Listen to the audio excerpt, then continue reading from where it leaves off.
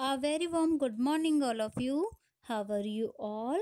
बेटे, मैं प्रीति शर्मा आपकी हिंदी सब्जेक्ट टीचर। आज हम आपकी हिंदी पाठ्य पुस्तक का तृतीय फॉर्मेटिव परीक्षा करेंगे, जो इस तरह से है। इसमें आपको पहला प्रश्न है, ये बेटा आपका होमवर्क वाली नोटबुक में आपको करना है, ठीक है। निम्नलिखित पठित गद्यांश को पढ़कर उस पर आधारित प्रश्नों के उत्तर दीजिए। ये आपका पहला प्रश्न है। यहाँ पे आपको एक गद्यांश दिया हुआ है। विजयादशमी से कई पौराणिक कहानियां जुड़ी हैं। कहा जाता है कि इसी दिन देवराज इंद्र ने वृत्रासुर का वध किया था। दूसरी कथा के अनुसार पांडवों ने इसी तिथि को कौरवों पर विजय प्राप्त की थी। तो ये आपका एक गद्यांश है। इसके प्रश्नोत्तर, कुछ प्रश्न हमसे पूछे गए हैं, इनके उत्तर हमें इसे लिखने हैं। पाठ का नाम लिखिए भी, ये आपका पहला प्रश्न है। तो इसका उत्तर क्या है? इस पाठ का नाम विजयादशमी है। विजयादशमी से क्या जुड़ा है? विजयादशमी से कई पौराणिक कहानियां जुड़ी हैं। इस दिन किसने किसका वध किया था? इस दिन देवराज इंद्र ने वृत्रासुर का वध किया था। यह है, पांडवों ने किस पर विजय प्राप्त की थी? पांडवों ने इस दिन कौरवों पर विजय प्राप्त की थी। दिन तथा विजय शब्दों के विलोम लिखिए। दिन का रात और विजय का पराजय। तो प्रश्न ख है आपका, ये इसी तरह से आपका पहला प्रश्न हो गया है। प्रश्न ख है, निम्नलिखित प्रश्नों के सही विकल्प पर सही का चिन्ह लगाएं।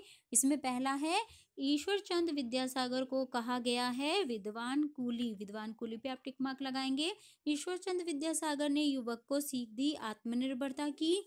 आदिवासी बच्चे मना रहे थे दीपावली का पर्व, रावण था।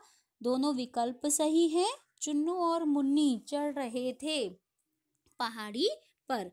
तो बेटे इस तरह से ये आपको प्रश्न है आपका दूसरा। तो ये इसी तरह से करना है, आपको बुक में ही करना है। किसने कहा, किससे कहा लिखिए। का सामान रख दो और लो ये पैसे लो। ये बात किसने कही थी? युवक ने। किससे कही थी? युवक के भाई ने कही थी, कूली से।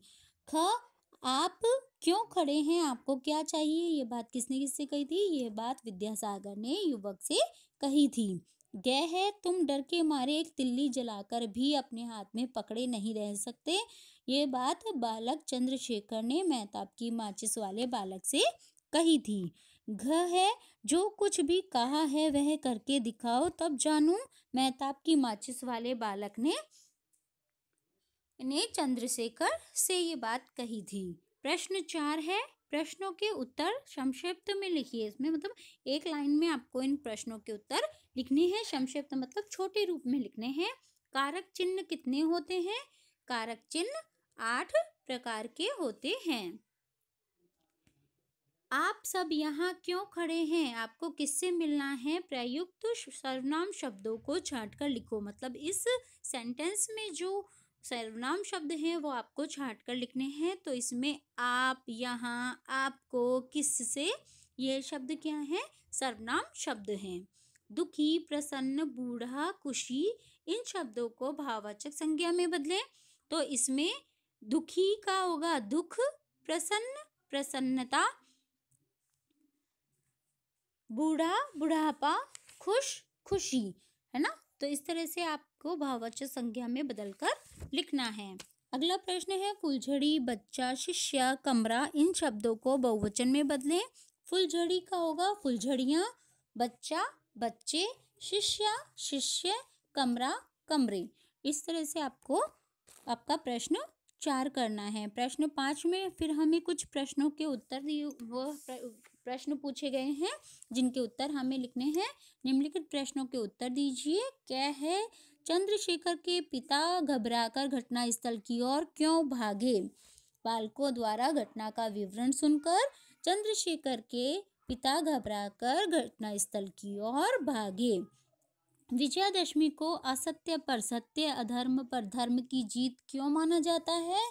विजयादशमी को असत्य पर सत्य, अधर्म पर धर्म की जीत इसलिए माना जाता है क्योंकि रावण के अत्याचारों से दुखी जनता के भी अनेक दुख राम द्वारा दूर कर दिए गए थे या दूर कर दिए थे उन्होंने। इसलिए इसे क्या कहा जाता है? असत्य पर सत्य और अधर्म पर धर्म की जीत कहा जाता है? ग प्रश्न है, ईश्वर चंद्र विद्यासागर ने युवक की सहायता किस प्रकार की? ईश्वर चंद्र विद्यासागर ने युवक की सहायता उसका सामान घर पहुंचाकर की। मुन्नी को चुन्नू ने पहाड़ी पर चढ़ने के लिए कैसे प्रेरित किया? मुन्नी को चुन्नू ने कहा कि कभी मनुष्य भी बिना प्रयास किए हार की बात करता है, और तो इस बात पर मुन्नी को जोश आ गया और वो पहाड़ी पर चढ़ने के लिए प्रेरित हुई। प्रश्न ग है आपका, कविता की पंक्तियां पूरी करो। मुन्नी बोली चढ़ न सकूंगी, है पहाड़ ऊंचा भारी, खड़े खड़े मैं यहीं तले पर देखूंगी शोभा सारी। तो इस तरह से बेटे ये प्रश्न 7 आपको करना नहीं है, और प्रश्न 6 इस तरह से आपको करने हैं। ठीक है, अब आपका होमवर्क समझिए। आपको प्रश्न 1, 3, 4 और 5 आपको आपकी नोटबुक में करना है। बेटा ये आपका इंटरनल असाइनमेंट नहीं है, ठीक है, ये आपको होमवर्क है। होमवर्क वाली नोटबुक में ही आपको करना है। अगले वीडियो में मैं आपको इंटरनल असाइनमेंट का काम दूंगी। ठीक है, तो ये आपका होमवर्क है जो आपको कंप्लीट करना है आपकी नोटबुक में। ठीक है बेटे, तो ये तीनों प्रश्न आपको आपकी नोटबुक में करने हैं। बाकी ये दोनों प्रश्न जो प्रश्न 2 और 6 है वो आपको इसी बुक में करने हैं। ठीक है बेटे, इस तरह से आपको आपका ये तृतीय फॉर्मेटिव असाइनमेंट करना है ना। अगले वीडियो में हम आपका हिंदी पाठ्य पुस्तक का पाठ 13 पढ़ेंगे, दर्जी की सीख। तो इसका एक पेज सुलेख भी आपको करके रखना है। ठीक है, इसका एक पेज सुलेख आप अपनी नोटबुक में, आपकी नोटबुक में करेंगे, और जो तृतीय फॉर्मेटिव परीक्षा है उसके प्रश्न तीनों है ना आपको करके रखने हैं। 3 या ये 4 प्रश्न है, 3 नहीं है, 4 प्रश्न आपको आपकी नोटबुक में करने हैं और इन्हें लर्न करने हैं। पाठ 12 और तृतीय फॉर्मेटिव परीक्षा तक आपको जो भी कंफ्यूजन हो तो आप पूछ लीजिएगा। यहाँ तक का आपका वर्क कंप्लीट हो गया है। मैंने आपको सिलेबस सेंड कर दिया है। आपके सिलेबस में बेटे आपके जो पाठ नहीं आएंगे वो एक बार देख लीजिए। आपका पहला, दूसरा, चौथा, 5वां, 7वां, 10वां, 12वां और 15वां चैप्टर है जो आपके नहीं आएंगे इस बार। ठीक है, बाकी में से ही आपके प्रश्न उत्तर आएंगे। ठीक है बेटे, अगले वीडियो में हम फिर से मिलते हैं। तब तक के लिए बाय बाय बेटा, have a nice day, miss you all.